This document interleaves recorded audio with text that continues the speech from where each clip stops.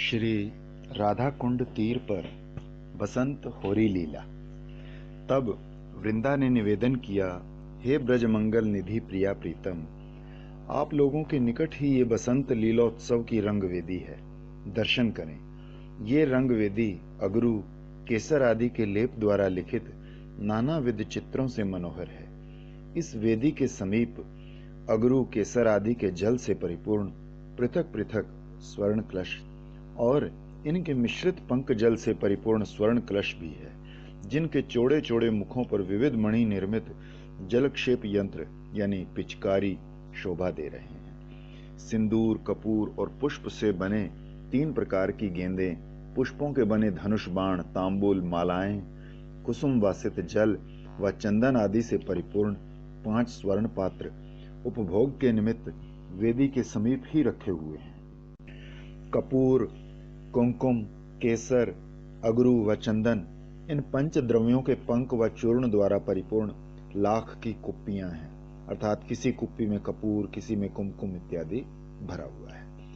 वे कुप्पियां इतनी सूक्ष्म हैं कि निश्वास वायु से भी उनके टूट जाने का भय रहता है। इस प्रकार नानाविध स्वर्ण पात्रों से वो वेदी परिपूर्ण है। अब तो परम सुंदरी रमणीगण और परम सुंदर रमण श्री कृष्ण उस रंग वेदी पर चढ़े और उसके अगल बगल में रखे हुए क्रीड़ा योग्य पूर्वोक्त पिचकारियों से, कपूर, कुमकुम, केसर आदि के जल पंक से और चूर्ण पूरित कुप्पी और गेंदों से परस्पर में क्रीड़ा करने लगे। रंग खेल आरंभ हुआ। रमणियों और रमण ने अति सूक्ष्म शुक्ल वस्त्र धारण कर लिए हैं, पान मुंह में दबाए हुए हैं, कंदर्प युद्ध के लिए जल यंत्र यानी पिचकारी पकड़े हुए हैं और उमग उमग कर परस्पर चंचल कटाक्ष बाणों के द्वारा काम वर्षा के साथ साथ पिचकारियों द्वारा जल धारा की भी वर्षा कर रहे हैं। ब्रज सुंदरियों के भीगे सूक्ष्म वस्त्रों के अंदर से उनके अंगों के माधुर्य अमृत का जो प्रवाह उछल रहा था, वो श्री कृष्ण के नेत्र कमल को सींचता हुआ उनके मन रूपी तट के भीतर घुस गया और उसी प्रकार कांत श्री कृष्ण की अंग माधुरी का अमृत प्रवाह ब्रज अंगनाओं के नेत्रों को अतिशय सींचता हुआ उनके मन को तृप्त करने लगा। चर्वित तांबुल से उनका एक एक गंड कुछ उठा हुआ है। भीगी अलकावली और घर्म बिंदुओं से कपोल शोभित हैं। खुले केश कलाप से कुसुमावली झर रही है और उनके केश कुछ स्कंधों पर, कुछ कुचों के ऊपर और कुछ पीछे पृष्ठ कटी पर लहरा रहे हैं। उन्होंने अपनी साड़ी के अंचल को, जो अनेक प्रकार के सुगंध द्रव्यों के चूर्ण से भरे हुए हैं, कंधों पर से तिरछे लाकर अपनी अपनी कौंधनी के नीचे कसकर बांध लिया है। वे कामोद्दीपनकारी परिहासपूर्ण मनोज्ञ गीत गा रही हैं और श्री कृष्ण द्वारा रंग जल डालते समय अपने को बचाने में सावधान हो रही हैं। ऐसी श्री राधिका आदि ब्रज सुंदरियां नाना प्रकार के गंध चूर्णों, अबीर, गुलाल आदि को डालती हुई, पुष्प, सिंदूर और कपूर के बने हुए गेंदों में भरती हुई, लाख की बनी हुई चूर्ण पूर्ण कुप्पियों को फेंकती हुई और पिचकारियों से सुवासित रंग को छोड़ती हुई अत्यंत प्रेम पूर्वक अपने प्राण वल्लभ को रस रंग से सींचने लगी। तब तो श्री कृष्ण भी कंधे पर पुष्प धनुष धारण किए, कटी कसे मनोहर फेंट में पुष्प बाण और वंशी उर्से हुए हाथ में रतन रचित पिचकारी और सुगंध चूर्ण पूर्ण जल घटों को लिए हुए पिचकारी से सुगंधित सलिल चलाने लगे और कांताओं को भिगो भिगो कर खेलने लगे।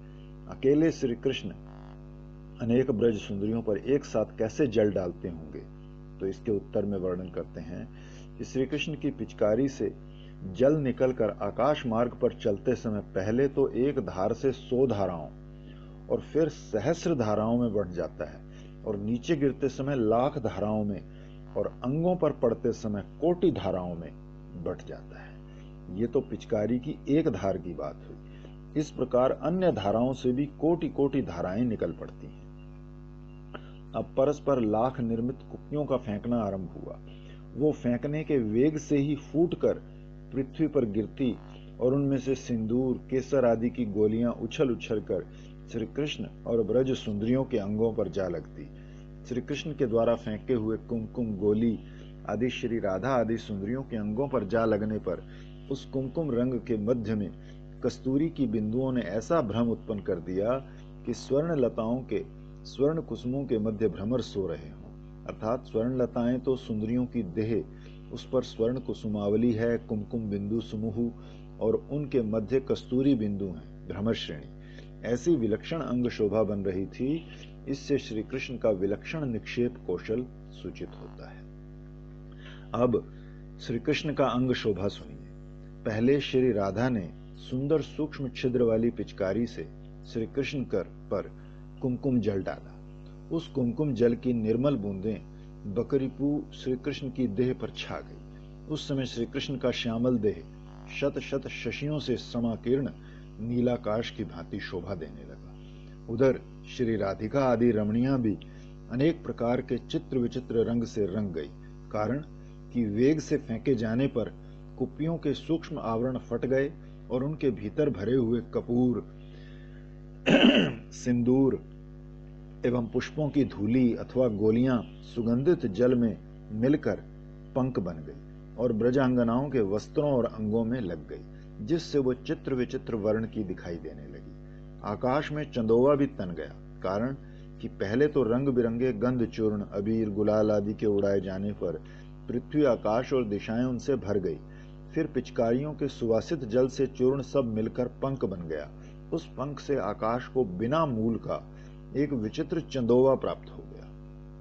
अब श्री कृष्ण ने श्री राधा का कर स्पर्श किया तो श्री राधा में कुद्रमित भाव, यानी जो हृदय प्रसन्न होने पर भी बाहर क्रोध दिखाना, वो उदय हो आया और वो श्री कृष्ण के अंग में गंध लेपन करने लगी, जिससे चंचल श्री कृष्ण ने श्री राधा के साथ एक कलह मचा दिया। इतने ही में कोई एक चंचल नैनी गोपी ने चुपके से श्री कृष्ण के समीप आकर एक छोटे से कलश में सुगंधित जल भरकर उनके ऊपर उड़ेल दिया। अब तो इधर उधर से 100 गोपी आकर श्री कृष्ण के ऊपर सुगंधित धूल उड़ाने लगी और श्री कृष्ण भी जिस किसी गोपी को अपने वक्षस्थल पर सटाकर उसके मुख पर गुलाल आदि गंध चूर्ण मलकर मुख सुधा पान करने लगे।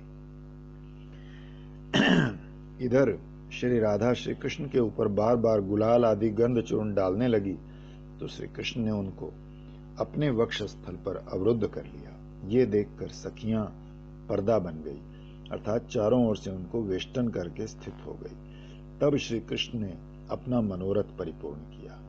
ब्रजांगनाओं के परिहास मंत्र में प्रवीण और तीक्ष्ण कटाक्ष रूप काम बाणों के द्वारा मर्म स्थान बिंद जाने से जो विवश हो गए थे, उन श्री कृष्ण ने भी प्रत्युत्तर में मंद हास्य सहित अपने कटाक्ष बाणों द्वारा उनके कटाक्ष बाणों का निवारण कर उनको व्याकुल कर दिया और आप भी व्याकुल हो गए। प्रथम तो पृथ्वी पर मेघ, यही एक आश्चर्य है, उस पर वो मेघ भी नरदेहधारी हो, ये और आश्चर्य है। फिर उस मेघ को विद्युत मिलकर सींच रही हो, ये उससे भी अधिक आश्चर्य है।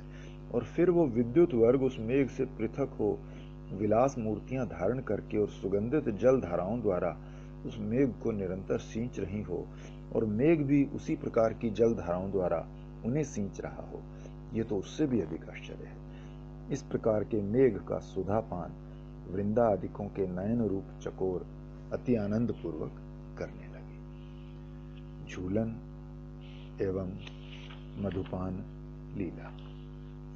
तब श्री कृष्ण ब्रजांगनाओं के साथ क्रीड़ा करते करते जब हिंदोला वेदी के समीप जा पहुंचे तो नेत्र भंगी द्वारा वृंदा और कुंदलता की सहायता से उन्होंने श्री राधा के कर कमल से पिचकारी छीन ली और श्री राधा ने भी बलपूर्वक उनकी वंशी हर ली। तब श्री कृष्ण हिंडोलाम्बुज पर चढ़ गए। कुंदलता हंसती हुई श्री राधा से बोली, हे सुमुखी, तुम इस वंशी को श्री कृष्ण को दे दो, ये कुट्टनी है, तुम इसे स्पर्श नहीं करना। श्री कृष्ण से बोली, हे माधव, तुम भी श्री राधा की पिचकारी तुरंत ही उसे दे दो, ये स्त्री धन है, उसे स्पर्श नहीं करना। कुंदलता के इस वचन पर दोनों ही वैसा करने को उद्यत हुए। तब श्री कृष्ण ने दक्षिण हस्त से श्री राधा को पिचकारी अर्पण करने और वाम हस्त से श्री राधा प्रदत्त मुरली ग्रहण करने में प्रवृत्त हो अपने दोनों हस्त द्वारा आदान प्रदान के छल से जल यंत्र व वंशी युक्त श्री राधा के दोनों कर कमलों को धारण कर लिया। तब झूले में चढ़ने में अनिच्छावती श्री राधा को कुंदलता और वृंदा ने नीचे से उठा लिया और श्री कृष्ण ने दोनों कर कमल पकड़कर ऊपर को खींचकर झूले पर चढ़ा लिया। इस प्रकार श्री श्यामा श्याम दोनों हिंडोले के मध्य में विराजमान होने पर सखियां मुदित हो उच्च गान करती हुई कोई आगे और कोई पीछे खड़ी होकर झुलाने लगी। सखियों द्वारा सहसा वेग पूर्वक झोंटा देने के कारण हिंडोला बड़े वेग से चलने लगा। तब तो भैंसे कांपती और घबराती हुई श्री राधा ने अपने प्राणकांत से लिपटकर उनका ही अवलंबन लिया। तब तो हिंडोला इतने वेग से चलाया जाने लगा कि श्री राधा कृष्ण के केश पाश खुलकर एक दूसरे के हिलते हुए कुंडलों में उलझ गए। कटी के कौंधनी के सुमन स्तवक गुच्छे कौंधनी में ही अटक गए और दोनों की मालाएं भी चंचल कंकड़ों में फंस गई। हिंडोला अत्यंत वेग से झूलते समय श्री राधा ने चंचल नेत्रों द्वारा सखियों से सहायता की इच्छा की तो सखियां परस्पर में इंगित द्वारा इस प्रकार वितर्क करने लगी। सखियों द्वारा हिंडोला वेग से झुलाने के कारण जो अत्यंत चंचल हो गई हैं, अपनी वांछित वस्तु की प्राप्ति से जो प्रसन्न है, झोटाओं के वेग से जो अधीर है, वो हमारी ईश्वरी मन ही मन में अपनी सखियों की सेवा की अभिलाषा कर रही है। श्री राधा के ऐसे अभिप्राय को समझकर सखियों ने हिंडोला पर आरोहण किया। कौन क्या सेवा सामग्री लिए हुए है, अब उसका वर्णन करते हैं। ललिता विशाखा पान बीड़ी लेकर, चित्रा चंपक लता बीजना लेकर, इंदुलखा सहित तुंग विद्या जल पूर्ण 2 स्वर्ण झारी लेकर और सुदेवी सहित रंग देवी सुगंधित पंख व चूर्ण ले लेकर उत्कंठा पूर्वक आनंद हृदय से हिंडोले पर चढ़ गई। फिर सखियों ने उन सब सेवा सामग्रियों के द्वारा प्रीतम श्री श्री राधा कृष्ण की सेवा की और उनके इंगित द्वारा आदेश पाकर ललिता विशाखा आदि सखीगण उस अष्टदल पद्माकार हिंडोला के चारों ओर पूर्व आदि दल में यथाक्रम से विराजमान हो गई। तब उस हिंडोला में ये एक बड़ा आश्चर्य हुआ कि सभी सखियां एक ही समय अपने अपने सम्मुख ही श्री श्री राधा कृष्ण को देखने लगी। तब वृंदा और कुंदलता आदि सखियां दोबारा उस हिंडोले को झुलाने लगी तो उसमें एक आश्चर्य प्रकट हुआ कि उन अष्टदलों में स्थित सखियों के पार्श्व में श्री कृष्ण स्वप्रतिबिंब के छल से विराजमान हो रहे थे और उन सखियों के द्वारा आलिंगित हो रहे थे।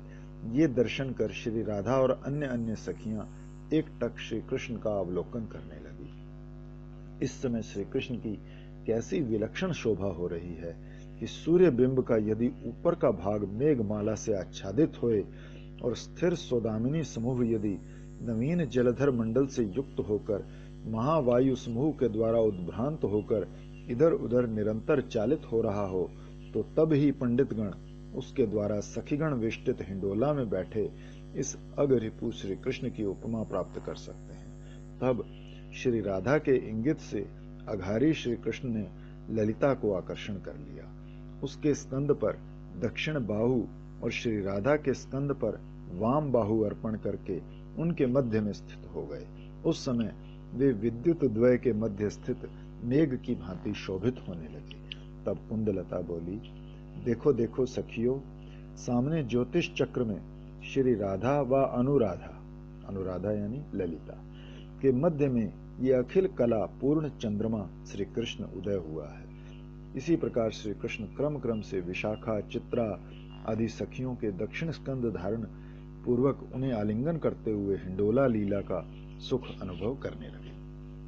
अब श्री राधा हिंडोला से उतर पड़ी और हिंडोला के ऊपर विशाखा व ललिता आदि 2-2 सखियों के मध्य में श्री कृष्ण को विराजित करके उन्हें झुलाने लगी। तब श्री राधा के इंगित पर ललिता आदि सखियां हिंडोले से उतर पड़ी और कंचन लता आदि सखियों को नीचे खड़ी देखकर अपनी अपनी सामर्थ्य दिखाने के छल से उनको उठा उठाकर हिंडोले पर चढ़ाने लगी। अब तो कंचन लता आदि 2-2 सखियों द्वारा श्री कृष्ण के दक्षिण व वाम भाग को पूर्ण करके गीत गाती हुई श्री राधा ललिता आदि सखियां उन्हें झुलाने लगी। तब ललिता ने श्री राधा के कान में कुछ संकेत किया और श्री राधा मुस्कुराती हुई हिंडोले पर चढ़ गई और सखियों की बहुत सी मंडलियों की रचना की। फिर श्री राधा श्री कृष्ण के वाम पार्श्व में जा विराजी और सखियों ने झुलाना आरंभ किया। उस समय एक आश्चर्य घटना घटी कि दो दो सखियों के मध्य में एक एक श्री कृष्ण विराजमान थे, उस समय श्री कृष्ण कैसे शोभायमान हुए, उसके लिए दृष्टांत देते हैं कि लोक में यदि प्रफुल्ल स्वर्ण लता द्वारा वेष्टित तमाल वृक्ष कहीं कोई गगनगामी स्वर्ण पर्वत के ऊपर उत्पन्न हो और फिर ऐसे तमाल वृक्ष के चारों ओर स्वर्ण कदली संयुक्त तमाल तरु मंडली होए, तो वो दोलारूढ़ श्री कृष्ण के सदृश हो सकता है। इस रूपक में हिंडोला तो गगनचारी स्वर्ण पर्वत है, श्री राधा ही स्वर्ण लता है, श्री कृष्ण तमाल वृक्ष हैं और सखियां स्वर्ण कदली हैं।